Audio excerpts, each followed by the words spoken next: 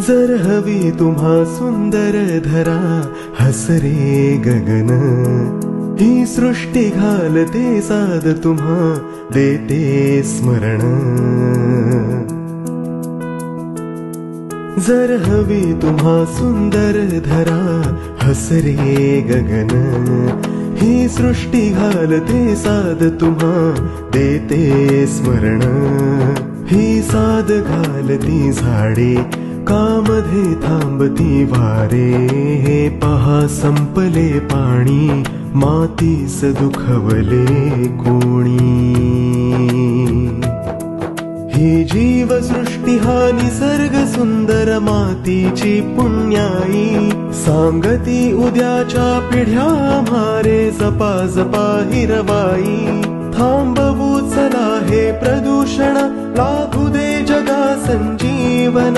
या करू जतन वातावरण, रे चला जपू पर्यावरण. आपले पर्यावरण, आपले पर्यावरण, आपले पर्यावरण, आपले पर्यावरण.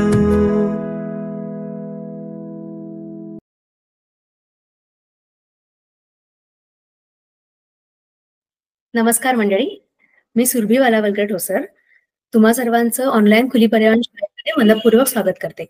ठाणे महानगरपालिका आणि पर्यावरण दक्षता मंडळ यांच्या संयुक्त विद्यमाने ऑनलाईन खुली पर्यावरण शाळा हा उपक्रम सुरू करण्यात आला आहे आणि आज आपल्या खुल्या पर्यावरण शाळेचा 32वा भाग आहे.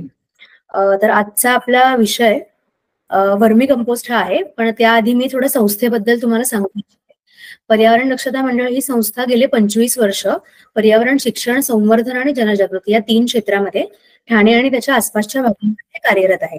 ठाण्यासोबतच डोंबिवली, कल्याण, टिटवाळा, मुरबाड या एरियामध्ये देखील आपलं कार्य चालतं.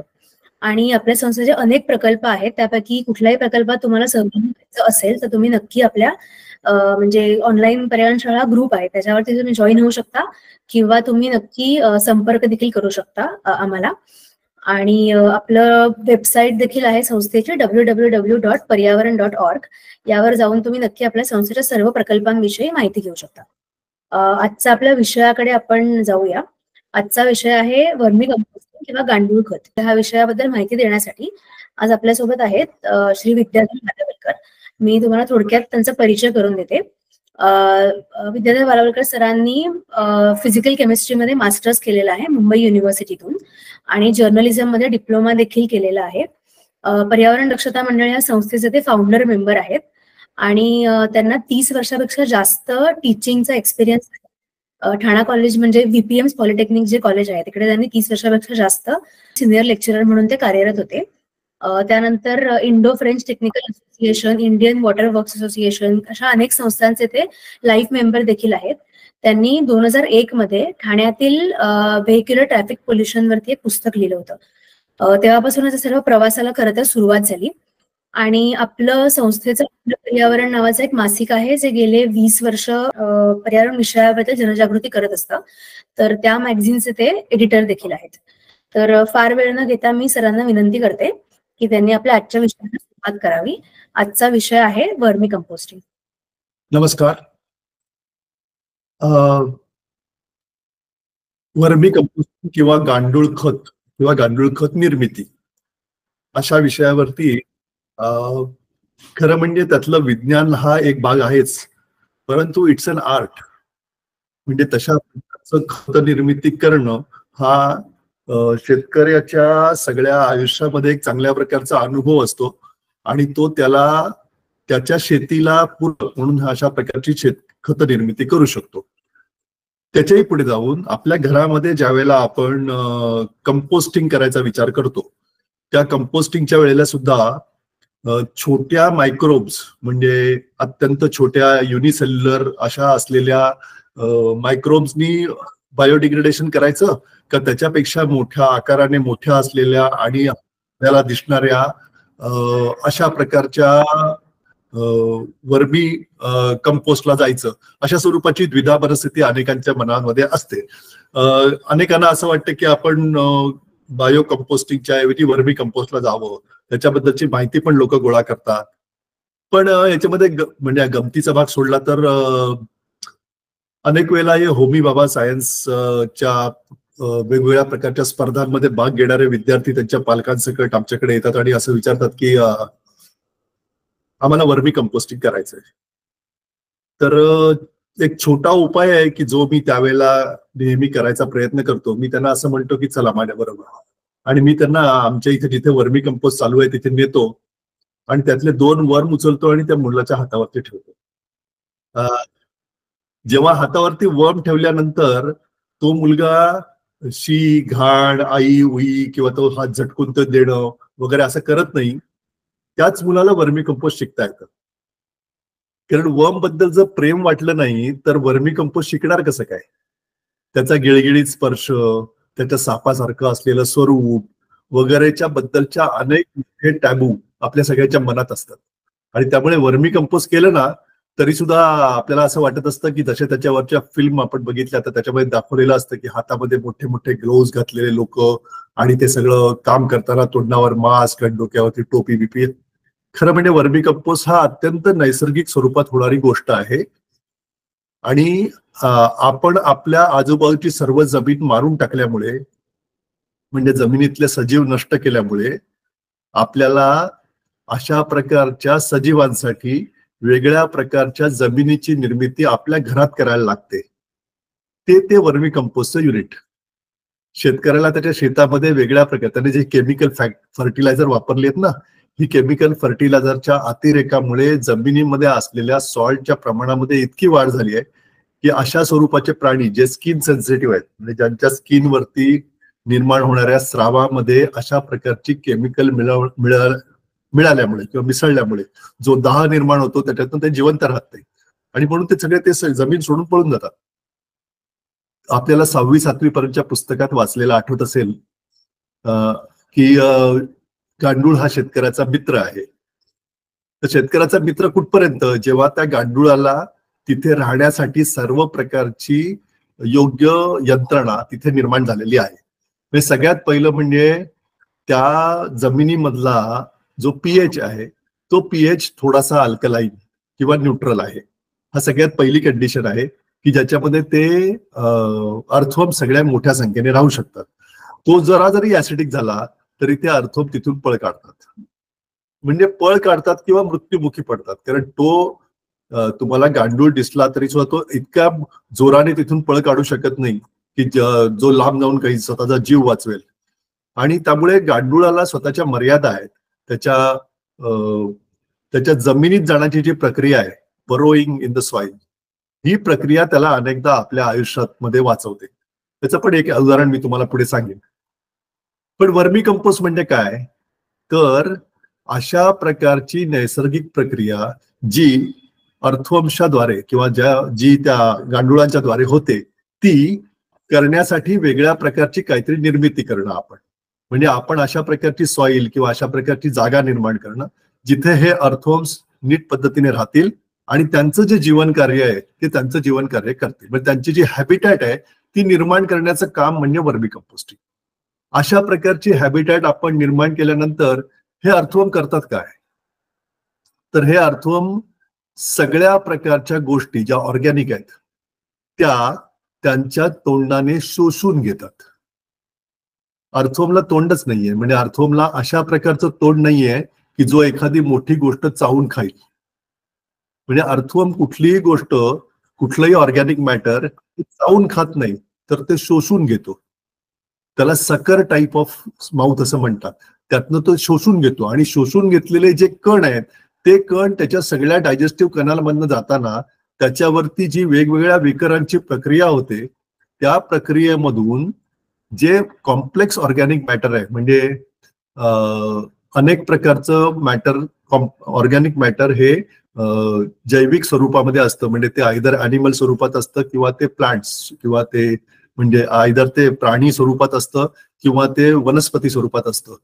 तर हे ऑर्गॅनिक मॅटर त्यांच्या डिग्रेडेशनच्या कंडिशनमध्ये, म्हणजे त्यांच्या विघटनाच्या प्रक्रियेमध्ये अशा स्टेजला येतं की ज्या वेळेला त्याचं बारीक पार्टिकलमध्ये रूपांतर होतं आणि ते पार्टिकल्स जे आहेत ते पार्टिकल्स हे या गांडुळाद्वारे शोषले जातात आणि मग ते त्याच्या डायजेस्टिव्ह कॅनल मधून पूर्ण पास होत असताना त्याच्यावरती ज्या गांडुळाच्या शरीरातनं निर्माण होणाऱ्या स्रावांची प्रक्रिया होते त्यातून वर्मी कंपोस्टची निर्मिती होते.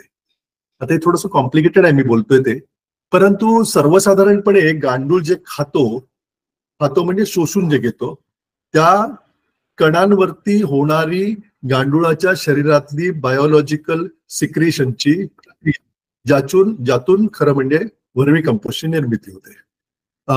काळ्या दाणेदार स्वरूपात असलेल्या वर्मी कंपोस्टला आपण बघितलं असेल.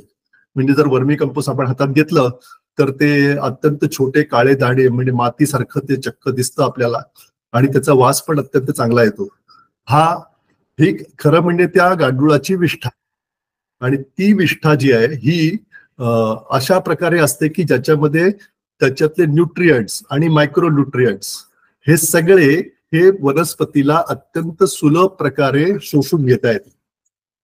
आता तुम्ही म्हणाल की गांडुळाला खाता येत नाही, की त्याला मोठं तोंड नाही, तर मग गांडूळ एवढ्या मोठ्या मोठ्या ऑर्गॅनिक पदार्थ खाणार कसे? तर गांडूळ कधीही कुठलाही ऑर्गॅनिक पदार्थ डायरेक्ट खात नाही. तुम्हाला कधीही कुठल्याही ऑर्गॅनिक पदार्थावरती गांडूळ आलेले दिसणार नाही. गांडूळ नेहमी मातीमध्ये असतात आणि ते मातीमध्ये जे कण येतात बाकी त्या कणांना म्हणजे अर्ध ज्याचं कंपोस्टिंग होतं अशा प्रकारच्या कणांना शोषण्याचं काम करतात. त्यामुळे हाफ कंपोस्टिंग इज नेसेसरी. म्हणजे कुठल्याही प्रकारच्या वर्मी कंपोस्टला फीड देण्यासाठी त्याच्या अगोदर जी काही आपल्याकडे फीड असेल त्या फीडला अर्ध कंपोस्ट होण्याची आवश्यकता आहे. म्हणजे bio composting is the pre step of vermi composting. कुठल्याही पद्धतीने कुठलंही मॅटर, ऑर्गॅनिक मॅटर, मग तो कचरा असो किंवा ते शेतातलं सर्व प्रकारचं कटिंग असो, त्याला सगळ्यात पहिल्यांदा आपल्याला थोडं का होईना परंतु कंपोस्टिंग व्हायला लागतं. आणि त्या काही काळ झालेल्या कंपोस्टिंगच्या नंतरच ते जे मॅटर आहे ते मॅटर हे आपण गांडुळांना फीड म्हणून देऊ शकतो. त्यामुळे हे थोडंसं असं आहे की याच्यामध्ये मग पूर्वी कसं होत होतं, पूर्वी कोण त्यांना हाफ डिग्रेड करून देत होतं, तर तसं नाहीये. जे ऑर्गॅनिक मॅटर सगळ्या प्रक्रियात जात असतं तर सगळ्यात पहिले बॅक्टेरिया त्याचं विघटन करायला सुरुवात करतात. त्यांनी केल्यानंतर जे त्याच्या प्रक्रियेमध्ये निर्माण होणारे बारीक कण आहेत ते घेणारे हे गांडूळ आहेत पुढे, आणि त्यामुळे ते गांडूळ त्याच्या पुढची प्रक्रिया चालू करतात आणि त्यातून ते वर्मी कास्ट निर्माण होतं. त्यामुळे मला असं वाटतं की या सगळ्यामध्ये आपल्याला आता समजा आपल्या घरातल्या कचऱ्यावरती प्रक्रिया म्हणून हे वर्मी कंपोस्टिंग वापरायचं आहे. सगळ्यात पहिली ती गांडुळाबद्दलची भीती आहे ना ती मनातनं काढली पाहिजे. कारण गांडूळ भीतीदायक नाहीच आहे. गांडूळ कुठल्याही प्रकारे त्याला तोंड नसल्यामुळे तुम्हाला कधी चावत नाही. गांडुळामध्ये कुठल्याही प्रकारचं विष नाही.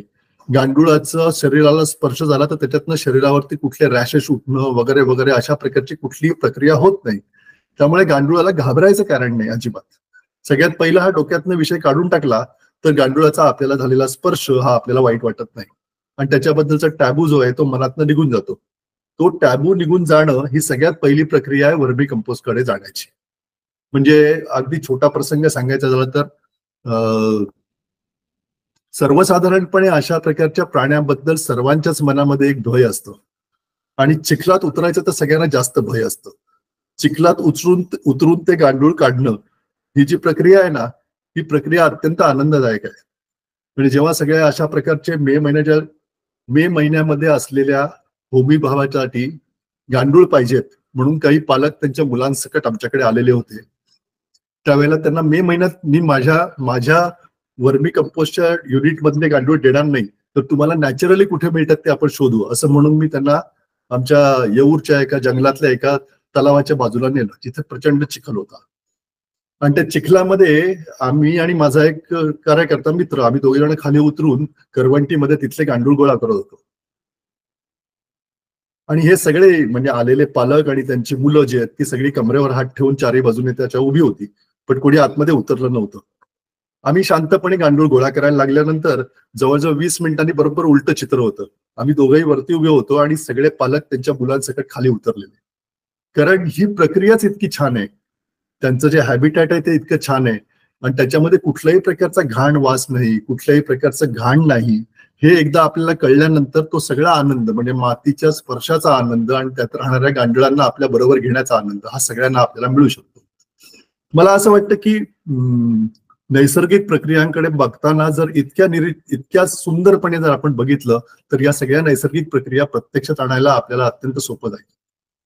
हे गांडूळ तिकडनं आणल्यानंतर त्या गांडुळांना कुठल्या प्रकारच्या वातावरणात ठेवायला लागतं.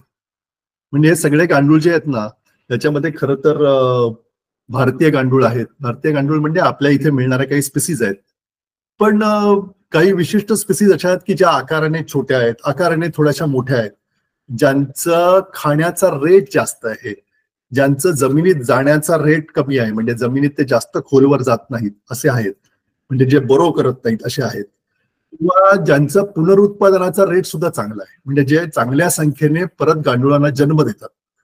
अशा सगळ्या गोष्टी एकत्र करून या गांडुळांबद्दलचा अभ्यास सगळीकडे झाला आहे आणि त्यातनं आयसियाना फोटेटा नावाची जी जात आहे ती गांडुळाची जात ही सगळ्या ठिकाणी वापरली जाते मोठ्या प्रमाणात. त्याला रेड वर्म असंही म्हणतात. या रेड वर्मचं वैशिष्ट्य असं आहे की ते 50 ते 55 टेम्परेचरला ते 50 ते 55 फॅरनहाइट म्हणजे तुमचं 28 ते 30 डिग्री सेल्सिअस टेम्परेचर इथपर्यंत ते जिवंत राहू शकतं. जास्त गरम जर झालं तर मात्र ते त्या सगळ्या याच्यातून बाहेर पडतात. त्यामुळे आपल्याकडे जेव्हा आपण अशा प्रकारचं गांडुळाचं कुठल्याही प्रकारचं काम करतो त्यावेळेला सगळ्यात पहिली आवश्यकता असते ती टेम्परेचर मेंटेन करण्याची. कारण आपल्याकडे जसं थंडीमध्ये वातावरणामध्ये गारवा येतो आणि त्याच्यानंतर उन्हाळ्यामध्ये उष्णता येते, या दोन्हीमध्ये इतका फरक आहे आपल्याकडे की अशा प्रकारचं गांडुळाचं युनिट जर तयार करायचं असेल तर ते सातत्याने ओलं राहावं किंवा त्यातलं मॉइश्चर आहे ते सातत्याने मेंटेन करावं, अशा प्रकारची आपल्याला काळजी घ्यायला लागते.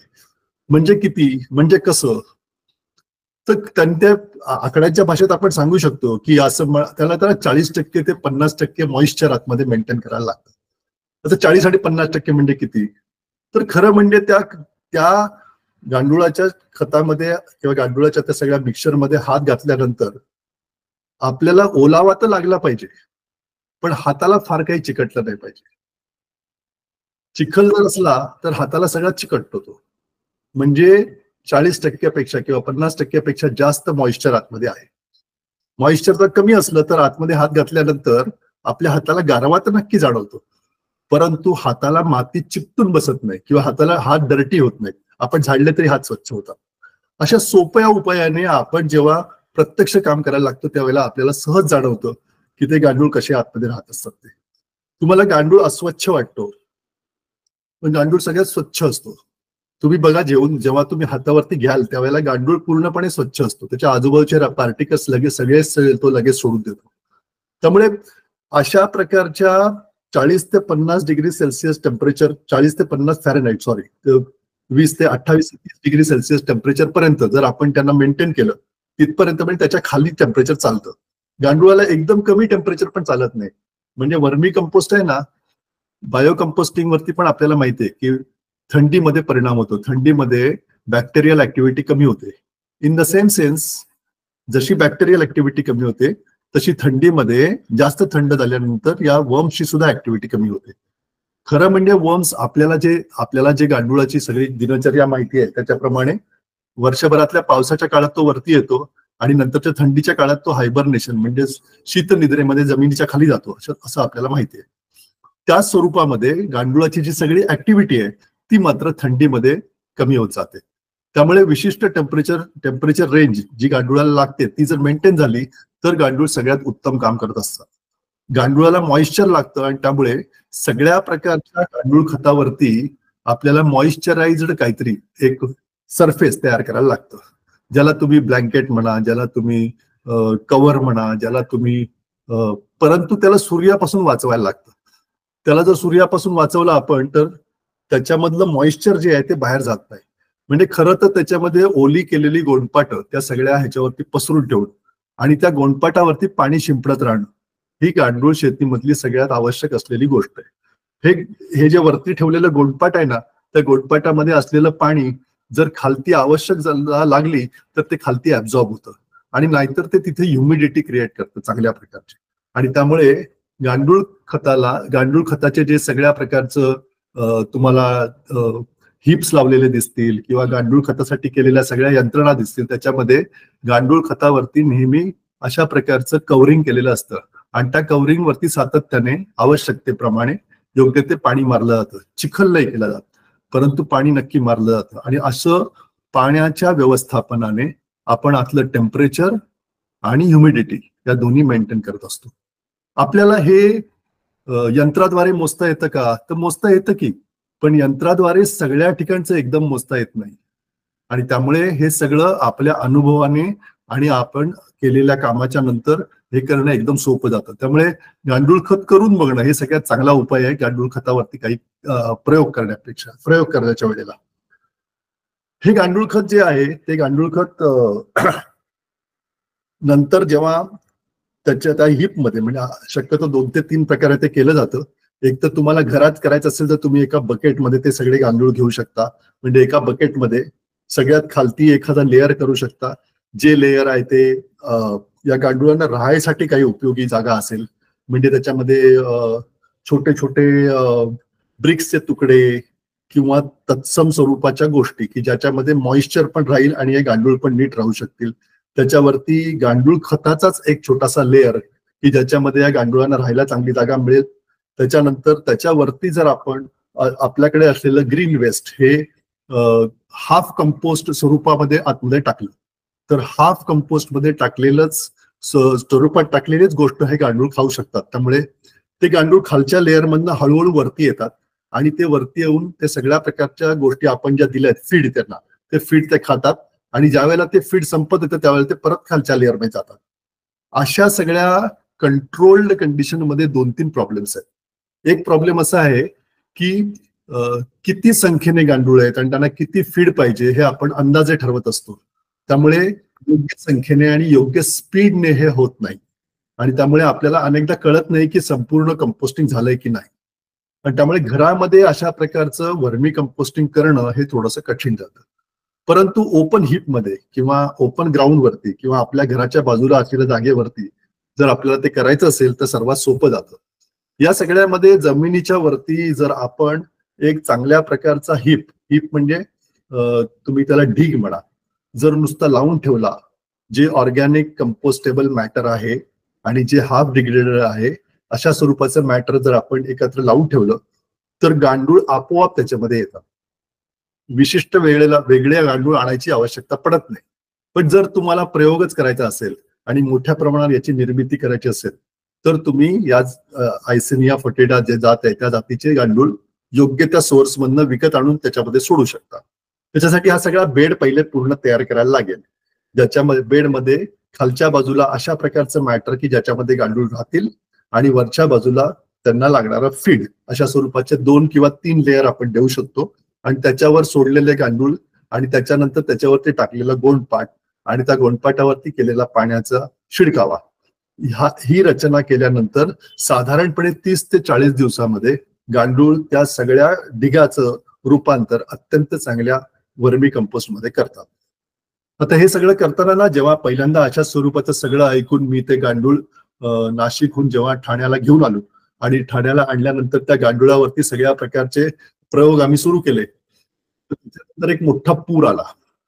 सगळी मुंबई त्यावेळेला जलमय झालेली आणि मुंबई जलमय झालेली, त्याच्यात तेवढंच पाणी म्हणजे जवळजवळ गळ्यापर्यंत पाणी आमच्या सगळ्या भागामध्ये होतं. आणि त्या पाण्याने हे सगळं आमचे लावलेले हिप्स आणि सगळं वाहून गेलेलं आणि तिथे चिखलाचा एक गुडघाभर थर साठलेला होता. तर हे सगळं झाल्यानंतर आता करायचं काय, परत जाऊन एवढे गांडूळ विकत आणायचे का, परत जाऊन अशा स्वरूपाची आमची चर्चा चालू असताना आम्ही त्या माणसाला फोन केला नाशिकच्या आणि त्यांना असं विचारलं की बाबा असं झालंय आणि आमच्याकडचे ते सगळे गांडूळ आता काय करायचं, आम्हाला नवीन गांडूळ आले. तर तो म्हणाला मी सांगतो तसं करा म्हणून. तो म्हणाला सगळ्यात पहिले चिखल नीट हळूहळू बाजूला काढून घ्या. आम्ही ते सगळं केलं. 2 दिवसांनी हळूहळू वाळायला सुरुवात झाली. मग मला म्हणाला की जा गाईचं शेण आणि योग्य प्रकारचं फीड, त्या दोन्ही गोष्टी घेऊन या. मग आम्ही गाईचं शेण आणि योग्य प्रकारचं फीड तिथे आणलं आणि मग त्यांनी सांगितल्याप्रमाणे ज्या जागेवरती पूर्वी हीप लावलेले होते त्याच जागेवरती परत एकदा हीप लावले. आणि तो म्हणाला वेट फॉर 2-3 days. आणि टू अवर सरप्राईज एक 3 ते 4 दिवसामध्ये सगळे गांडूळ जवळजवळ जे जे म्हणजे तो पूर येणार हे आपल्याला पण माहिती नव्हतं. आपल्याकडे एवढी सगळी काय म्हणतात ते सगळ्यात आयडियल यंत्रणा माहिती आहे आणि सगळं विज्ञान माहिती आहे आपल्याला केव्हा ते पाणी सोडणार होते धरणातनं ते माहिती होतं. तरी सुद्धा आपल्याला मुंबई जलमय झाली त्यावेळेला काही माहिती नव्हतं. फक्त इंडिकेशन मिळालेलं की काहीतरी मोठा पाऊस येणार. परंतु त्या गांडुळांना ते कळलेलं, ते सगळे गांडूळ जमिनीमध्ये जाऊन बसलेले.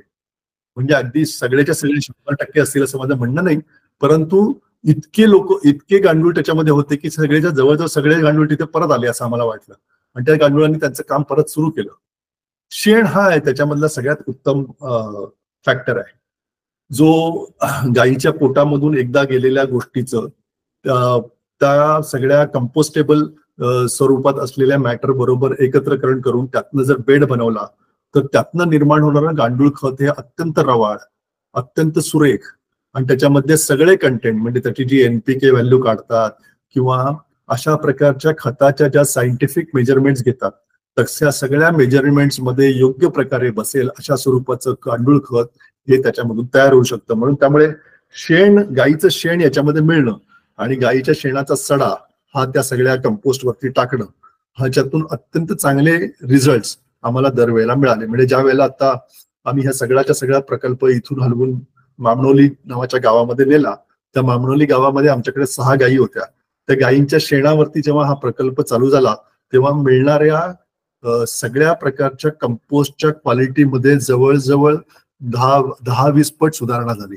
इतकं सुंदर खत, इतकं सुंदर रवाळ खत. तुम्हाला माहितीये का की आयडियली ना असं सांगितलं जातं की लोकांनी तुम्हाला जर गांडूळ खत करायचं असेल तर ते गांडूळ अशा इतक्या रुपयाला, म्हणजे एक गांडूळ तुम्हाला 3 रुपयाला मिळतो, एक गांडूळ 5 रुपयाला मिळतो, असं काही तुम्हाला सांगितलं जातं. खरं म्हणजे असं करायची काही आवश्यकता नाहीये. आयदर तुम्ही आपापल्या परिसरातनं पण गांडूळ मिळवू शकता, पावसाळ्याच्या दरम्यान अशा प्रकारचा हीप जमिनीवर लावून त्याच्यातून पण गांडूळ मिळवू शकता, किंवा तिसरा उपाय म्हणजे जे गांडूळ खत मिळालंय तुम्हाला जर जेन्युइन सोर्स मधनं मिळालेलं असलं तर त्या गांडूळ खतामध्येच असे त्रिकोणी स्वरूपाची गांडुळाची अंडी असतात आतमध्ये. तुम्ही जर ते खत आणून ते नीट पद्धतीने त्याच्यावरती पसरलं, म्हणजे जर ते वर्मी कंपोस्ट असलं ते जर नीट पसरलं आणि तुम्ही तो योग्य प्रकारे त्याच्यासाठी हॅबिटॅट निर्माण केली तर आणि त्या वर्मी कंपोस्ट मध्ये साधारणपणे 40 ते 50% 40% जर मॉइश्चर राहिलेलं असलं तर ही सगळी अंडी जी आहेत त्याच्यामधून परत गांडुळाची निर्मिती होते, म्हणजे नवीन गांडूळ जन्माला येतात आणि ते गांडूळ तुम्हाला पुढच्या कामासाठी उपयोगी पडतात. यातल्या अनेक जाती अशा आहेत की ज्यांची पूर्ण वाढ आहे ती साधारणपणे 3 ते 4 आठवड्यामध्ये पूर्ण वाढ होते आणि मग ते पूर्ण सेवेत आपल्या लागायला सुरुवात करतात आणि साधारणपणे अशा प्रकारचे गांडुळे दर 3 किंवा 4 महिन्यांनी परत एकदा रिप्रोडक्शनसाठी काही आपल्याला नवीन गांडूळ देत असतात. मला असं वाटतं की या सगळ्यामध्ये आपण जर नीट पद्धतीने ते करायला लागलो तर आपल्याला ही सगळी सायकल आहे ती त्यांची सायकल समजते आणि एकदा सायकल समजली की हळूहळू 40 दिवसाचा किंवा 50 दिवसाचा जो पिरियड आहे तो कंपोस्ट करायचा, तो हळूहळू आपण रिड्यूस करून तो 30 दिवसापर्यंत नक्की आणू शकतो. कुठलं ऑर्गॅनिक मॅटर, किती कॉम्प्लिकेटेड मॅटर, किती हाफ कंपोस्ट करायचं, कसं टाकायचं, बेड कसे लावायचे, किती दिवसात ते गांडूळ वरती ते किती साईज मध्ये लावायचे, त्या हीपची उंची किती असावी, अशा सगळ्या प्रकारचे प्रयोग जे आहेत ना हे प्रयोग आपण स्वतः केल्याशिवाय कोणी म्हणजे अनेक तुम्हाला साईज मिळतील, प्रत्येकात सांगितलं असं 7 इंच लावा, 12 इंच लावा, 8 इंच लावा, हे तुमच्या अनुभवावरती अवलंबून असतं. कारण तुमच्या प्रत्येकाचं घातलेलं जे मॅटर आहे, ऑर्गॅनिक मॅटर आहे, याची जर क्वालिटी वेगवेगळी असली तर गांडुळाला त्याचं कन्व्हर्शन करायला लागणारा वेळ सुद्धा वेगवेगळा असतो आणि त्यामुळे या सगळ्या प्रकारामध्ये आपण केलेल्या एक्सपेरिमेंट मधनं आपल्याला हे सगळं कळत जातं. हे सगळे गांडूळ खताचे लागलेले जे हिप्स आहेत त्याला आम्ही जेव्हा कळव्यामध्ये हे सगळं होतं त्यावेळेला आम्ही त्याला पूर्ण चारी बाजूने विटांनी नीट बांधून घेतलेलं आणि त्या विटांना सिमेंटचा गिलावा केलेला होता आणि खाली सुद्धा आम्ही जमिनीच्या बाजूला सुद्धा पूर्णपणे सिमेंटचा गिलावा करत होता. आमच्या डोक्यात होतं की गांडुळांनी पळून जाऊ नये. त्याच्यानंतर आम्हाला जेव्हा हे कळलं की गांडूळ जमिनीत जाऊन राहतात त्यावेळेला नवीन ठिकाणी आम्ही जेव्हा गांडुळाचं अशा प्रकारचं गांडूळ खत तयार करण्यासाठी जेव्हा बेस निर्माण केला तेव्हा सगळ्या खड्ड्यांच्या खालची जमीन आम्ही ओपन ठेवलेली होती. ही गांडूळ पळून गेले तरी चालतील किंवा गांडूळ जमिनीत गेले तरी चालतील, त्यांना जेव्हा खायला इथे मिळणार हे माहिती आहे तेव्हा ते गांडूळ जमिनीतनं योग्य वेळेला वरती येणार. आणि इतर वेळेला सुद्धा समजा त्याला खायला कमी पडलं तर हे गांडूळ त्याच्यातून खाली जातात आणि ते आजूबाजूच्या एरियात सुद्धा पसरतात. आणि चक्क त्या एरियामध्ये सगळ्या ठिकाणी आम्हाला गांडूळ आढळायला सुरुवात झाली. आणि त्या सगळ्याचा त्या एरियाला सुद्धा फायदा झाला. म्हणजे त्याच्या आजूबाजूच्या सगळ्या एरियामध्ये सुद्धा चांगल्या प्रकारचे गांडूळ खत आपोआप तयार व्हायला लागले. आणि ऑर्गॅनिक पदार्थ जे पडतात त्याचं योग्य प्रकारचं विघटन होण्याची प्रक्रिया आपोआप सुरू. त्यामुळे गांडुळाच्या सगळ्या खड्ड्यांना खालच्या बाजूला म्हणजे ते क्लोज पद्धतीने गांडूळ शेती अशा स्वरूपाचं काही मांडलं जातं, ज्याच्यामध्ये कॅनव्हासच्या बॅग्स मध्ये आपण गांडूळ खत निर्माण करतो.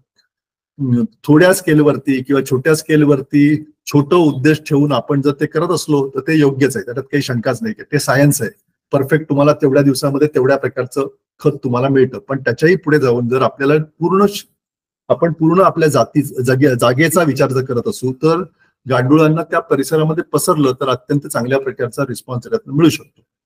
हे जे तयार झालेले हिप्स आहेत ते तयार झालेल्या हिप्स वरती पाणी मारणं बंद केलं आपण साधारणपणे 30-35 दिवसांनी, की ते 3 ते 4 दिवसामध्ये तुम्हाला ते सुकल्यासारखं दिसतं. त्यावेळेला त्यातले गांडूळ जे आहेत ते शांतपणे खाली निघून जातात. समजा तुम्ही खाली सिमेंटिंग केलेलं असलं तर त्याच्या बाजूला थोड्याशा अंतरावरती आपण जर सेम हिप लावला जो रॉ आहे तर या हिप मधले गांडूळ हे दुसऱ्या हिप मध्ये नक्की निघून जातात. आणि त्यामुळे आपल्याला आपला जो हिप आहे तो रिकामा मिळतो. आणि त्या सगळ्या हिपला नंतर उचलून जर आपण जसं आपण रेती वेगळी करतो बघा, बारीक बारीक आकाराची रेती वेगळी करतो, तशा स्वरूपाची जाळी लावून जर त्याच्यावरनं ही सगळे खत जर टाकलं तर आपल्याला वेगवेगळ्या साईजचे पार्टिकल्स त्या खताचे मिळतात. त्यातलं सगळ्यात बारीक आणि पिठूर अशा स्वरूपाचं अत्यंत चांगलं म्हणजे ते चक्क दाणेदार असतं अशा स्वरूपाचं वर्मी कंपोस्ट जे आहे हे वर्मी कंपोस्ट सर्व प्रकारच्या गुणांनी युक्त असतं. म्हणजे त्याच्यामध्ये सगळ्या प्रकारचे मेटल्स पण असतात, तुम्हाला आवश्यक आहेत ते in the form of their salts, आणि तुम्हाला आवश्यक आहे ते सगळे कंटेंट्स त्याच्यामध्ये असतात. आणि त्यामुळे अशा प्रकारचं वर्मी कंपोस्ट जे आहे हे वर्मी कंपोस्ट तुम्ही पाण्यामध्ये टाकल्यानंतर किंवा तुम्ही जमिनीमध्ये टाकल्यानंतर जमिनीत घातलेल्या पाण्यामध्ये ते विरघळून तिथल्या मुळांना हे सहजपणे आपल्यामध्ये सामावून घेता येतात. आणि म्हणून ते इम्पॉर्टंट आहे. म्हणून ही जी खतं आहेत ही खतं अत्यंत नैसर्गिक अवस्थेत बनलेली आहेत, निसर्गाच्या प्रक्रियेतनं आलेली आहेत. आणि नैसर्गिक पद्धतीने जर झाडाला मिळाली तर ती झाडाला अत्यंत सहजपणे घेता येतात. आणि त्यातली सगळी बाराखडी जी आहे म्हणजे त्या केमिकलची जी बाराखडी आहे ती बायोलॉजिकली तयार झालेली असल्यामुळे झाडांना ती सुपरिचित असते. कुठल्याही प्रकारचं रासायनिक खत देण्याची त्याच्यात म्हणजे अनेक ठिकाणी असं सांगितलं जातं की वर्मी कंपोस्ट मध्ये ना तुम्हाला पाहिजे असलेले 2-3 एलिमेंट्स घेण्यासाठी काही रासायनिक खतं टाकलेली आहेत. तर अशा प्रकारचा प्रयोग करायची काही आवश्यकता नाही. खरं म्हणजे हे वर्मी कंपोस्ट हे सर्व प्रकारे आणि संपूर्ण प्रकारे आपल्याला सहकार्य करू शकतं झाडांच्या योग्य प्रकारच्या वाढीसाठी. या वर्मी कंपोस्ट मध्ये रासायनिक ऍसे केला जातो NPK टाईपचा. तशा स्वरूपाचा ऍसे केल्यानंतर आपल्याला कळतं सुद्धा की त्याची क्वालिटी काय आहे. परंतु त्याची क्वालिटी जर बदलायची असेल किंवा त्याच्या क्वालिटीमध्ये जर उत्तम गुण आणायचे असतील तर ते बायोलॉजिकली आणण्याचा प्रयत्न केला तर अत्यंत उत्तम. म्हणजे त्याला जाणारं जे फीड आहे त्या फीडमध्ये अशा प्रकारचे नवीन एलिमेंट्स किंवा नवीन गोष्टी असल्या तर साहजिक त्याचं कन्व्हर्शन होताना ते बायोलॉजिकली कन्व्हर्ट होऊन किंवा त्या अर्थवमच्या प्रक्रियेतूनच आपल्याला अत्यंत चांगल्या प्रकारचं खत मिळू शकतं. अशा प्रकारचा प्रयोग केल्याने आपल्याला मिळणारं जे खत आहे ते अत्यंत नॅचरल, नैसर्गिक आणि आपल्या झाडाला उपयोगी असं मिळू शकतं. त्यामुळे या सगळ्या वर्मी कंपोस्टिंगच्या प्रक्रियेमध्ये ते शेवटची चाळणी मारताना सुद्धा काही छोटे छोटे म्हणजे छोटे वर्म्सचे वर्मी कास्ट म्हणजे ज्याला तुम्ही अंडी म्हणू शकता अशा प्रकारची त्याच्यामध्ये असतात. आणि ती अंडी सुद्धा आपल्याला आणून आपल्याकडे टाकल्यानंतर त्यातून परत एकदा वर्म्सचा जन्म होऊन परत एकदा ते सगळी सायकल चालू होऊ शकते. या सगळ्यामध्ये मला असं वाटतं की वर्म्सला घेतल्यानंतर ते आपल्याकडे येऊन त्यांनी हॅबिटॅट निर्माण केल्यानंतर त्यांचा कन्व्हर्शनचा जो रेट असतो म्हणजे ऑर्गॅनिक मॅटरच्या योग्य प्रकारच्या खतामध्ये कन्व्हर्शनचा जो रेट असतो तो पहिल्यांदा थोडासा जास्त असतो. तो 40-50 दिवसापर्यंत जातो, पण नंतर तो हळूहळू कमी होत होतो 30 दिवसापर्यंत पण येऊ शकतो. परंतु त्याच्या पुढे म्हणजे तो 15 दिवसात वर्म खातात, 10 दिवसात वर्म खातात, अशा स्वरूपाच्या ज्या ऍडव्हर्टाईज आहेत किंवा अशा स्वरूपाच्या ज्या कल्पना मांडल्या जातात आणि त्याच्यात काही वेगळ्या प्रकारचे सूचना दिल्या जातात, अशा प्रकारे काही करणं बरोबर नाही. कारण नैसर्गिक प्रक्रियाच अशी आहे की जिला लागणारा वेळ तेवढा मोठा आहे. त्यामुळे हाफ डिग्रेड झालेलं अशा प्रकारचं जे ऑर्गॅनिक मॅटर आहे त्याचं पूर्णपणे व्हर्मिकास्ट किंवा व्हर्मी कंपोस्ट मध्ये रूपांतर व्हायला जो वेळ लागतो तो जवळजवळ 30 दिवसाचा, मिनिमम 30 दिवसाचा आणि जास्तीत जास्त 40-45 दिवसाचा आहे. हे आपण डोक्यात जर ठेवलं तर बायोलॉजिकली आपण अत्यंत उत्तम प्रकारचं व्हर्मी कंपोस्ट तयार करू शकतो. याच्यामध्ये अजून म्हणजे घरामध्ये वापरायचे असले बीन्स, तर बीन्स कसले असावेत? ते मेटलचे असावेत का, ते मातीचे असावेत का, ते प्लास्टिकचे असावेत? याच्यामध्ये प्लास्टिक आणि मेटलचा एकच दोष असतो की जे हीट धरून ठेवतं जास्त. अशी धरलेली जी हीट आहे ती जेव्हा उष्णता जास्त असते त्यावेळेला त्या वर्म्सना त्याच्यामध्ये राहता येत नाही फार वेळ. त्यामुळे शक्यतो ते मातीचे असले तर जास्त चांगलं, किंवा प्लास्टिकचे असले तर ते शक्यतो सावलीत ठेवलेले जास्त चांगलं, किंवा त्याला मातीचं लेअर दिलं तरी चांगलं. त्याला जास्तीत जास्त नॅचरल हॅबिटॅटमध्ये जर नेलं आपण किंवा सावलीत किंवा अंधारात ठेवलं तर त्याच्यामधनं अत्यंत चांगल्या प्रकारचं खत निर्माण होऊ शकतं. हे सगळे वर्म्स जे आहेत हे नक्की म्हणजे काय म्हणतात ते अंधाराला प्रेम करणारे आहेत. त्यामुळे लाईटचा जितका कमी वापर आपण करू किंवा जितक्या कमी प्रकाशात ते आपण ठेवू तेवढा त्याचा जास्त आपल्याला उपयोग होऊ शकतो. त्याच्यामध्ये काही लोक न्यूजपेपर म्हणजे शहरामधल्या सगळ्या कचऱ्यामध्ये जे ऑर्गॅनिक पदार्थ असतात ते न्यूजपेपर किंवा तुमचे कार्डबोर्ड अशा प्रकारच्या वस्तू पण टाकायचा प्रयत्न करतात. तर या वस्तू त्याच्यामध्ये जातात हे निश्चित आहे, कारण तो ऑर्गॅनिक मॅटर आहे आणि तो ठराविक लेवलला जर डिग्रेड झाला तर वर्मी कंपोस्ट होऊ शकतो. परंतु हे सगळे क्लॉग करणारे पदार्थ आहेत, म्हणजे जे एकाच टाईपचं मॅटर जर जास्त टाकलं आपण त्याच्यामध्ये तर हे सगळे हवा क्लॉग करतात. या सगळ्याला आवश्यक असतं ते एअरेशन असतं. त्यामुळे मातीचं भांड घेताना पण त्याच्यामध्ये जर पाणी क्लॉग झालं तर केवळ मातीचं भांड आहे म्हणून त्याच्या आतमधली सगळ्या प्रकारची प्रक्रिया थांबू शकते. त्यामुळे याच्यामध्ये एअरेशन हे सर्वात महत्वाचं आहे. हे जर डोक्यात ठेवलं तर त्याच्यामधनं, म्हणून तर हिप्सची जी प्रक्रिया म्हणजे हिप तयार करणं ही जी प्रक्रिया ही अत्यंत चांगली आहे. जेव्हा पाणी त्याच्यामधनं खाली निघून जातं त्यावेळेला वरच्या हिपमध्ये काही अशी जागा असते की जिथे प्रचंड एअरेशन असतं आणि तिथे गतीने ते येऊन या सगळ्या कन्व्हर्शनचा प्रोसेस ती चालू असते. त्याच्या पुढे जाऊन प्लास्टिक किंवा अनवॅक्स्ड पेपर किंवा मल्टीलेअर प्लास्टिक अशा प्रकारच्या काही गोष्टी मात्र आतमध्ये टाकल्या तर त्याने ही सगळी प्रोसेस हॅम्पर होते. किंबहुना कलाबूत म्हणजे आता गणपती उत्सव झाला, गणपती उत्सवामध्ये मोठ्या प्रमाणावरती फुलं गोळा केली गेली. या फुलांना वर्मी कंपोस्ट करायचं तर त्याच्यामध्ये भरपूर धोके आहेत, कारण ते कलाबूत किंवा प्लास्टिकचे दोर किंवा अशा स्वरूपाच्या ज्या गोष्टी त्याच्यामध्ये असतात ना, या सगळ्या गोष्टी या हार्मफुल असतात आणि त्या हार्मफुल गोष्टी आहेत त्या आपल्याला त्रास देतात. त्यामुळे अशा प्रकारच्या वर्म्सना त्रास देणाऱ्या गोष्टी त्याच्यामध्ये जर असतील तर ती सगळ्या प्रक्रियेचा प्रोसेसचा जो वेळ आहे तो वाढवत जाते आणि त्याच्यातनं ती प्रक्रिया अर्धवट राहते. त्यामुळे अशा प्रकारच्या वस्तू त्याच्यात जाणार नाहीत ह्याची नक्की काळजी घेतली पाहिजे. शहरामध्ये ही प्रक्रिया अनेक गोष्टी करता म्हणजे व्हर्मी कंपोस्टिंग आहे त्या अनेक गोष्टी करता वापरलं जाण्याचे युरोपियन देशामध्ये प्रयत्न चालू आहेत. म्हणजे इव्हन सॅनिटरी वेस्ट, इव्हन अशा स्वरूपाच्या वेस्टवरती सुद्धा ते केलेले आहेत. असाच एक प्रयोग आम्ही पण केलेला, पण आमचा तो प्रयोग फसला. आम्हाला कॅडबरी नावाच्या कंपनीने त्यांचं चॉकलेट दिलेलं आणि आम्हाला असं सांगितलं की हे चॉकलेट जे आहे हे चॉकलेट आउटडेट झालेलं आहे आणि हा आउटडेट झाल्यामुळे आम्ही ते कुठेही विकू किंवा वापरू शकत नाही. तर तुम्ही असं करा की ह्या चॉकलेटला काहीतरी मार्ग काढा. त्यावेळेला आम्हाला असं वाटलं लुक्रेटिव्ह म्हणजे चॉकलेट असल्यामुळे ते बहुधा वर्म्स जास्त आवडेल म्हणून आम्ही त्या वर्म्सना त्याच्यामध्ये घालून बघितलं. तर असं झालं की 3 दिवसामध्ये सगळ्या मुंग्याने येऊन आमचे सगळे वर्म्स सगळं चॉकलेट उचलून नेलेलं तिकडचं. त्यामुळे अशा प्रकारच्या धोक्यापासून सावध राहायला लागेल की वर्म्सना काही अशा प्रकारची गोष्ट लागत नाहीये की जी न्यूट्रिएंट रिच आहे वगैरे वगैरे अजिबात लागत नाहीये. म्हणजे त्याचं कंपोस्टिंग करायच्या ऐवजी आम्ही त्याच्यातनं मग बायोगॅस तयार केला त्या सगळ्या चॉकलेटमधून परंतु म्हणजे अशी कुठलीही गोष्ट की जी कुठेतरी एका गोष्टीमध्ये रिच आहे अशी काही वर्म्सना लागत नाही. वर्म्सला नॉर्मल बायोडिग्रेडेबल मॅटर जे हाफ डिकम्पोज आहे अशा स्वरूपामध्ये लागतं. तर त्याच्यावरती नंतर तुम्ही पाणी घालताना पण एक काळजी नक्की घ्यायला लागते. जसं मी मगाशी म्हटलं की जमिनीत असलेल्या सॉल्ट्सच्या मुळे या वर्म्सच्या अंगाला म्हणजे तुम्ही घरात पण आठवत असेल तुम्हाला की घरामध्ये जर एखादा गांडूळ आला तर लहानपणी आपण थोडंसं मीठ त्याच्यावरती टाकल्यावरती तो तडफड करायचा आणि मरायचा.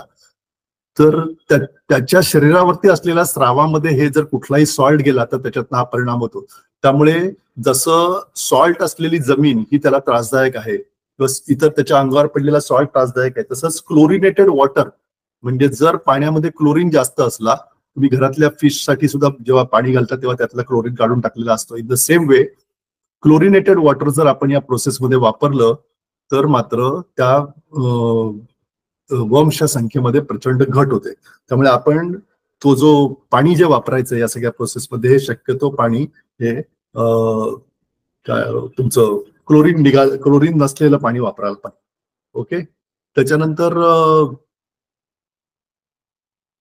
याच्यामध्ये अजून काय काय टाकता येतं. याच्यामध्ये तुम्ही तुमच्याकडे जर अंड्याची कव्हर असेल तर अंड्याच्या कव्हरचं म्हणजे एग शेल जे असेल ना त्याचं क्रश करून त्याचे बारीक झालेली पावडर आहे ना ती जर त्याच्यामध्ये टाकली तर उत्तम प्रकारचं कॅल्शियम हे त्याच्यामध्ये जातं. आणि जे बायोलॉजिकल असल्यामुळे तुम्हाला फार काही त्याच्यामध्ये आपण केमिकल ऍड करत नाही. त्यामुळे याच्यामध्ये जे कॅल्शियम कार्बोनेट त्याच्यामुळे जातं ना ते कॅल्शियम कार्बोनेट त्याचं पीएच मेंटेन करायला उपयोगी पडतं. त्यामुळे एग शेल्स जे आहेत ते जर क्रश करून त्याच्यामध्ये टाकलं तर आपल्याला त्याचा चांगला फायदा होऊ शकतो. परंतु याच्यामध्ये कधीही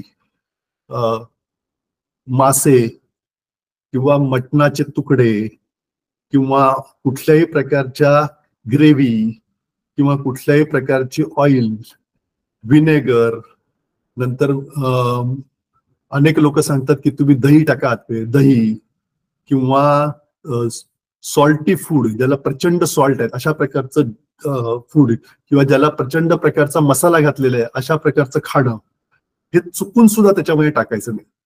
कारण वर्म्स इतके सेन्सिटिव्ह असतात की तुम्ही केलेली एक चूक आहे ना त्याच्यानंतरच्या 15 ते 20 मिनिटांमध्ये त्या सगळ्या मासचं जी ऍसिडिटी आहे ना ती इतकी वाढते की तुम्ही घरात जर बीन ठेवला असेल तर घरातल्या बीन मधनं हे सगळे वर्म्स भराभरा बाहेर पडतात. आणि मग आपण असं म्हणतो की हे वर्म्स घरात कशाला ठेवायचे. किंवा आपल्या इकडच्या जर आपण बाहेर त्या कुठे परिसरामध्ये ते केले असतील तर त्या हिप मधनं बाहेर पडून ते प्रचंड वेगाने आजूबाजूला अदृश्य होऊन जातील किंवा ते मरतील. वर्म्सला स्वतःच बॉडी असल्यामुळे आणि वेट असल्यामुळे आणि शरीर आपल्याला दिसणारा असल्यामुळे जर वर्म्स आहेत ना त्याची ऍसिडिटी त्या मासची ऍसिडिटी अचानकपणे वाढली आणि वर्म्सचा जर त्याच्या आतमध्ये मृत्यू झाला तर त्या सगळ्या मासचा अत्यंत घाणेरडा वास येतो. त्यामुळे कधीही आपण ही काळजी नक्की घ्यायची की चूक आपण नाही करायची. वर्म्स त्यांच्या पद्धतीने ते पाळलेल्या प्राण्याप्रमाणे आपल्याला सांभाळायचे. म्हणजे अगदी छोट्या जागेमध्ये घरामध्ये कंपोस्ट पीट तयार करून वर्मी कंपोस्ट आपण करत असताना त्याची एखाद्या पेट सारखी काळजी आपण घ्यायला लागते. पण आपण थोड्याशा मोकळ्या ग्राउंडवरती गेलो आणि थोड्याशा मोकळ्या जागेमध्ये जर ते केलं तर जास्त सेफर आहे. कारण त्या सगळ्या प्रकारच्या गोष्टींना त्यांना नैसर्गिकरित्या तोंड द्यायला भरपूर ऑल्टरनेटिव्ह अवेलेबल असतात.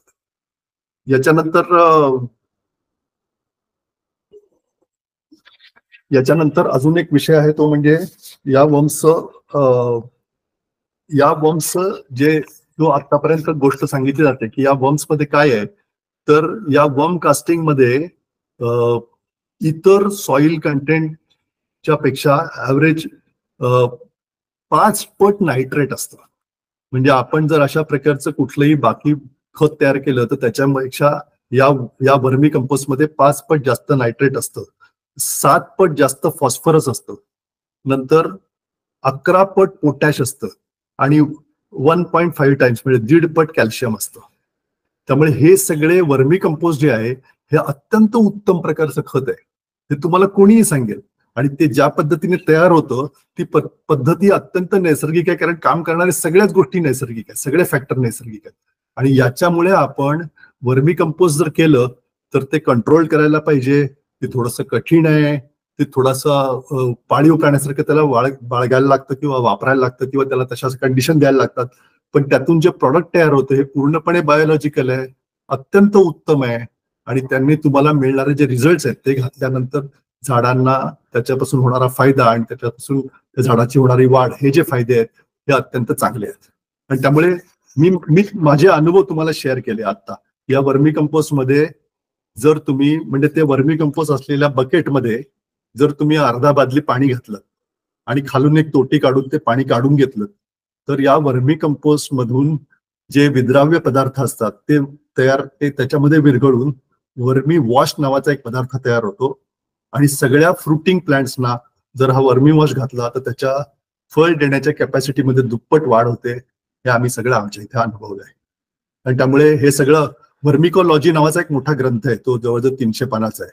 त्याचं एक शॉर्ट स्क्रिप्ट पण माझ्याकडे होतं 60-70 पानाचं. पण त्याच्यापेक्षा आम्ही घेतलेले जे अनुभव आहेत ना ते 7-8 हजार पानांचे असते जवळजवळ.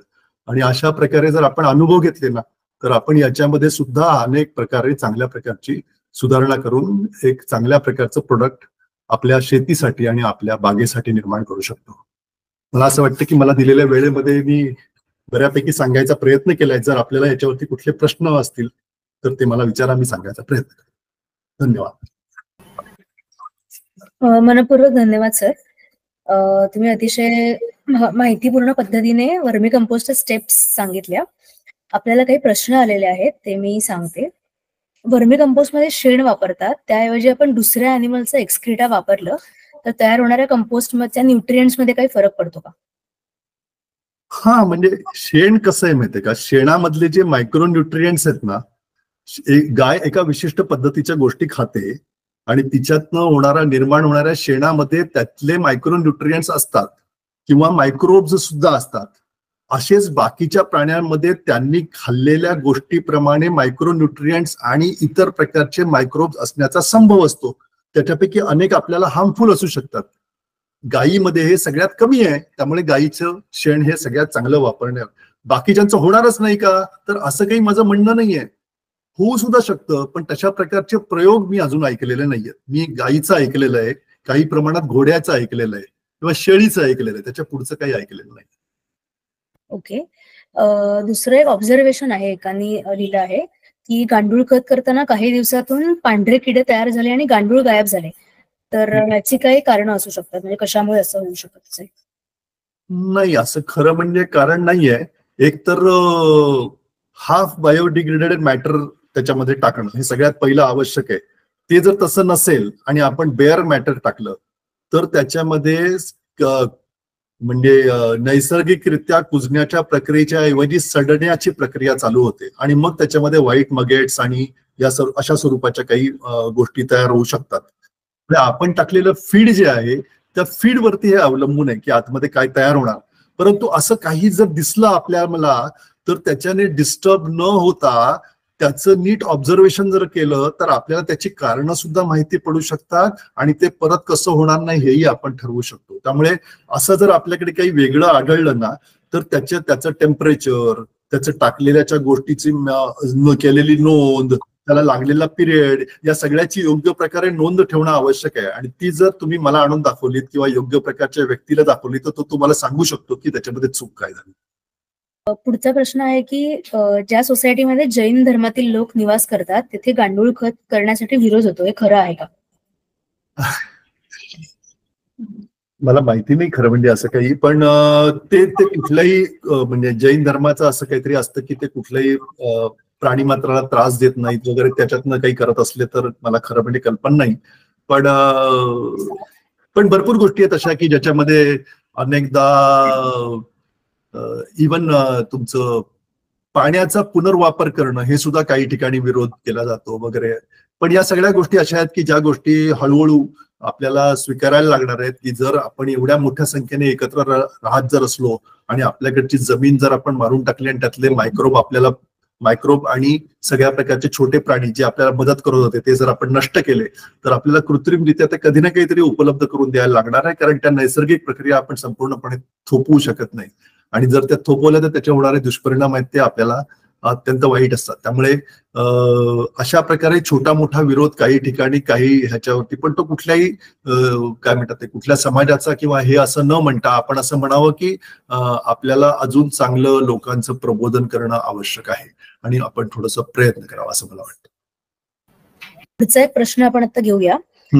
वर्मी कंपोस्ट झाडांना वापरण्यासाठी तयार झाले किंवा मॅच्युअर झाले हे कसं ओळखायचं? आयडियली 30-40 दिवसाचा पिरियड किंवा हाताला न चिकटणारं, म्हणजे तुम्ही जेव्हा ते वेगळं करता त्यावेळेला जे वर्मी कंपोस्ट तयार होतं ते हाताला अजिबात चिकटत नाही तुमच्या, परंतु ते अत्यंत चांगल्या रवाळ मॅटर म्हणजे कास्ट मध्ये असतं ते, आणि त्याच्यामध्ये छोटे छोटे त्रिकोणी आकाराचे तुम्हाला म्हणजे चक्क गांडुळाची अंडी असं म्हणा ती तुम्हाला आतमध्ये मिळतात. अशा स्वरूपाचं झाल्यानंतर तुम्ही ते सहजपणे वापरू शकता. तुम्हाला म्हणजे चहाची पावडर कशी असते ना त्या स्वरूपात आपल्याला त्याचा अपीअरन्स असतो, तेव्हा ते आपण वापरायला हरकत नाही. पुढचा एक प्रश्न आहे की वर्मी कंपोस्ट हे खर्चिक आहे, तर कमी खर्चिक अशी काही वेगळी मेथड आहे का? नाही, वर्मी कंपोस्ट विशेष खर्चिक नाही आहे. तुम्ही कशा प्रकारे ते करता याच्यावरती अवलंबून आहे. तुम्ही कमीत कमी जागेत करायला गेलात, तुम्ही जास्तीत जास्त वेगाने करायला गेलात, तुम्हाला तयार झालेलं प्रोडक्ट आहे ते सर्व गुण संपन्न हवंय, एकदम त्याच्यातनं मिळालेला प्रोडक्ट तर तुम्हाला खर्च करायला लागतो. अन्यथा नैसर्गिकरित्या ही प्रोसेस त्या वर्मच्या जन्मापासून आणि पृथ्वीच्या जन्मापासून चालूच आहे ना, ज्याच्यामध्ये कुठल्याही प्रकारचे पैसे खर्च करायला लागलेले नाहीत. कारण याच्यामध्ये लागणारं लेबर जे आहे कुठल्याही प्रकारचं केमिकल तुम्ही ऍड करायची आवश्यकता नाहीये. तुम्ही जी कृत्रिम यंत्रणा करताना ती यंत्रणा कंट्रोल करायला तुम्हाला खर्च करायला लागतो. तुम्हाला कंटेनर आणायला लागतो किंवा तुम्हाला त्याच्यामध्ये काहीतरी हवेसाठी व्यवस्था करायला लागते, भोकं पाडायला लागतात, खालून ते ड्रेन करायचं असेल तर ड्रेनला भोक पाडायला लागतं वगैरे वगैरे. परंतु अदरवाईज त्याच्यामध्ये खर्चाचा विषय तसा नाहीये. बायो कंपोस्टिंग हे याच्यापेक्षा स्वस्त आहे एवढं नक्की. बायो कंपोस्टिंग हे ऑल्टरनेटिव्ह आहे ज्याच्यामध्ये मायक्रोब्स असल्यामुळे मायक्रोब्सना वेगळ्या प्रकारची ट्रीटमेंट लागत नाही, मायक्रोबना पेट सारखं पाळायला लागत नाही. मायक्रोब जर ऍब्सर्ड कंडिशन झाल्या तर ते त्यांच्या भोवती एक ग्लोब तयार करून त्याच्यामध्ये राहतात आणि तो जेव्हा परत कंडिशन नीट होतात त्यावेळेला परत एकदा येतात आणि ते भरपूर मोठ्या संख्येने पुनरुत्पादित होतात. गांडूळ जर एकदा मेला तर त्याला परत एकदा त्या स्टेटसला यायला, स्टेटसला गांडुळांचा नंबर यायला 3 महिने जातात, जवळजवळ 3 ते 4 महिने जातात. त्यामुळे गांडूळ हा तसा प्रकारचा गांडुळाचा त्रास म्हणजे गांडूळ शेती करण्याचा त्रास जास्त असू शकतो. परंतु वर्मी कंपोस्ट आपला बायो कंपोस्ट आहे ते कदाचित स्वस्त आणि चांगल्या पद्धतीने फास्ट होऊ शकतो. आपण फक्त शेवटचा प्रश्न घेऊया. प्रेमानंद सर, तुमचा प्रश्न विचारू शकता तुम्ही. सर नमस्कार सर. ही पद्धत आपली भारतीय पद्धत आहे का वर्मी कंपोस्टिंग, का ती आपण बाहेरून बाहेरच्या आयात केलेली आहे? नाही, कुठल्याही देशातली किंवा कुठल्याही अशी पद्धत नाहीच ना, जगभर सगळीकडे आहेत ना वर्म्स सर. त्यामुळे वर्म्सने अशा प्रकारचं निर्माण करणं हे सगळीकडे आहे. म्हणजे खरं तर बायो कंपोस्टिंगचा मी असा इतिहास शोधायला सुरुवात केल्यानंतर त्याचा मला इतिहास कुठे मिळाला माहितीये का, तर ब्रिटिशांनी इथे जेव्हा वसाहती निर्माण केल्या ना तेव्हा ब्रिटिशांनी निर्माण केलेल्या वसाहतींमध्ये जेव्हा ते कॅम्प्स लावायचे त्या कॅम्पच्या मॅन्युअलमध्ये त्यांनी कंपोस्ट कसं करावं ह्याचं एक मॅन्युअल होतं छोटं, तिथपर्यंत जायला लागलं मागे. तर मला असं वाटतं की शेतकरी पूर्वी शेतामध्ये स्वतःचं खत निर्माण करायचेच की, किंबहुना आता centre for science and environment आहे ना ते दिल्लीमध्ये तुम्हाला आजूबाजूच्या शेतांमध्ये जाऊन काही प्रशिक्षण देतात आणि तिथे खत निर्मितीसाठी त्यांनी असं सांगितलंय की तुमच्या 10-12 तिथे मोठी शेत आहे, 10-12 एकरातली 2 ते 3 एकर जागा त्यांनी मोठी झाडं लावायला सांगितली की ज्याच्यावरती हे मायग्रेटरी बर्ड्स किंवा जे पाण पक्षी आहेत ते मोठ्या संख्येने येऊन रात्रीच्या वेळेला जेव्हा बसतात तेव्हा त्यांची विष्ठा आहे ती विष्ठा खाली पडून त्याच्यातनं निर्माण होणारं खत आहे ते तुमच्या झाडाला सगळ्यात उत्तम असू शकतं. आता इतक्या प्रकारच्या खताच्या पद्धती आहेत त्यातली ही एक पद्धत आहे. तर त्यापूर्वी वर्मी कंपोस्टला वेगळ्या प्रकारचं काही कामच नाही करायला लागायचं, कारण म्हणजे जेवढा शेतकरी शेतामध्ये राबायचा तेवढेच हे गांडूळ शेतामध्ये राबायचे. जेव्हा केमिकल शेतामध्ये टाकायला लागले त्यावेळेला त्यांचं निर्मूलन झालं चक्क. म्हणजे पूर्वी बेडकं शेतामध्ये असायची, साप शेतामध्ये असायचे, आता हे सगळे औषधाला शोधायला लागतात. बेडकं आणि साप हे सगळे वस्तीमध्ये आले आता ते, आणि शेतामध्ये राहिलेच नाही जिथे त्यांची आवश्यकता आहे तिकडे. दुर्दैवाने हे सत्य आहे. तसेच जमिनीतले पण सगळ्या गोष्टी अदृश्य व्हायला लागला. त्यातला सगळ्यात मोठा जो विजिबल प्राणी होता तो गांडूळ आहे, तो अदृश्य झाला. गांडूळ 2 पद्धतीने काम करतो. एक तर तो बरो करतो, म्हणजे काय म्हणतात ते शेतामध्ये शेत नांगरतो, तो खालपर्यंत जातो ना, तिथपर्यंत पाणी पोचवण्याचं काम तो करतो. आणि दुसरं म्हणजे कन्व्हर्शन करतो. शेतामध्ये जे एक्सेस ऑर्गॅनिक मॅटर पडलेलं असतं त्या ऑर्गॅनिक मॅटरचं अत्यंत चांगल्या प्रकारच्या खतामध्ये रूपांतर करतो. आणि म्हणून हे पूर्वापार चालत आलेलं आहे. ती ऍक्टिव्हिटी नैसर्गिकरित्या बंद झाल्यामुळे आता आपल्याला म्हणायला लागतं, म्हणजे आता शेतकी अभ्यासक्रमात सुद्धा वर्मी कंपोस्टिंग आलेलं आहे, बायो कंपोस्टिंग आलेलं आहे, त्यांना बायोगॅस आलेलं आहे. हे सगळं का आलं तर हे पूर्वी नॅचरली होत होतं ते आपण बंद केलं. त्यामुळे आता परत एकदा त्याला शिकवून परत एकदा त्याच्यामध्ये आणायचा प्रयत्न चालू आहे. सर पुन्हा एकदा खूप खूप धन्यवाद. तर एक 2-3 अनाउन्समेंट्स आहेत, त्या अनाउन्समेंट्स करून आपण आपलं सेशन संपूया. एका एन्व्हायरमेंटल डे विषयी तुम्हाला माहिती सांगायची आहे. आपण दर एपिसोडमध्ये एका एन्व्हायरमेंट डे विषयी माहिती घेतो.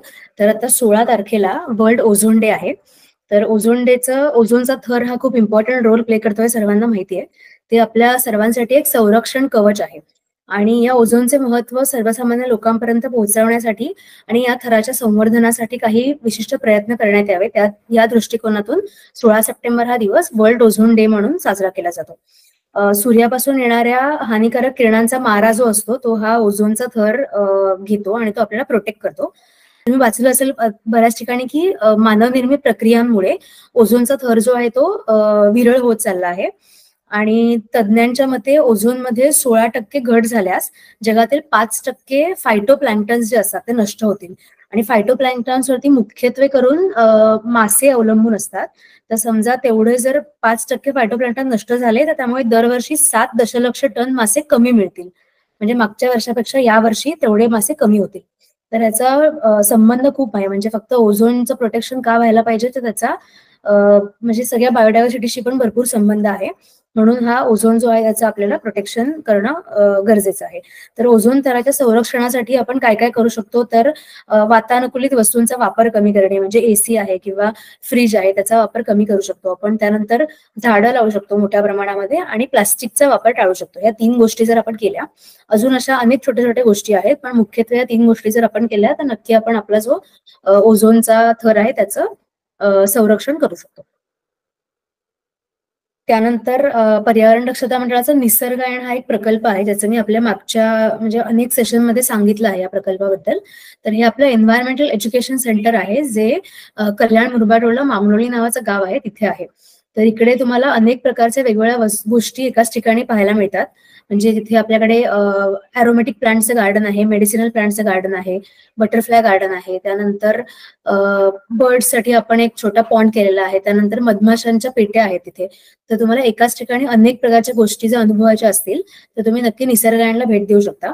पावसाळ्यामध्ये आपण रानभाज्यांचे ट्रेल ऑर्गनाईज करतो जेणेकरून रानभाज्या कशा उगवतात हे आपल्याला तिथे पाहायला मिळतं. आणि अनेक प्रकारच्या अजून प्रकल्प देखील तिथे आहेत. तर तुम्ही नक्की तिथे कॉलेज किंवा शाळेची व्हिजिट आपण तिथे ऑर्गनाईज करू शकतो. आणि पुढच्या सेशन्सचं अनाउन्समेंट करू इच्छिते की आत्ताच बायो कंपोस्टचा विषय निघाला होता. तर आता 20 तारखेला म्हणजे पुढच्या शुक्रवारी आपण बायो कंपोस्टिंग या विषयावरती सेशन ठेवलं आहे रुपाली शाळेवाले यांचं. आणि त्याच्याच पुढच्या शुक्रवारी 27 तारखेला इलेक्ट्रॉनिक वेस्ट या विषयावर डॉक्टर संजय जोशी सरांचं सेशन आहे. तर तुम्ही आजही आपल्या सेशनला जेवढ्या मोठ्या संख्येने उपस्थित राहिला तेवढा नक्की दोन्ही सेशनला देखील उपस्थित राहूया. ह्या आठवड्याचा विशेष सांगायचं म्हणजे हा आठवडा स्वच्छता आणि कचरा या विषयावरती आपण डेडिकेट केला होता. आणि सर्वात पहिले आपलं म्हणजे पर्सनल हायजीन वरती सेशन झालं. त्यानंतर आज वर्मी कंपोस्टिंग होतं, नंतर बायो कंपोस्टिंग आहे आणि त्यानंतर ई वेस्ट आहे. तर या पुढच्या दोन्ही सेशनला तुम्ही सर्वांनी नक्की उपस्थित राहावं अशी सर्वांना विनंती. आणि पुन्हा एकदा आजचे आपले स्पीकर श्री विद्याधर वालावलकर यांचे मनपूर्वक आभार आणि सर्व पार्टिसिपंटचे देखील खूप खूप आभार.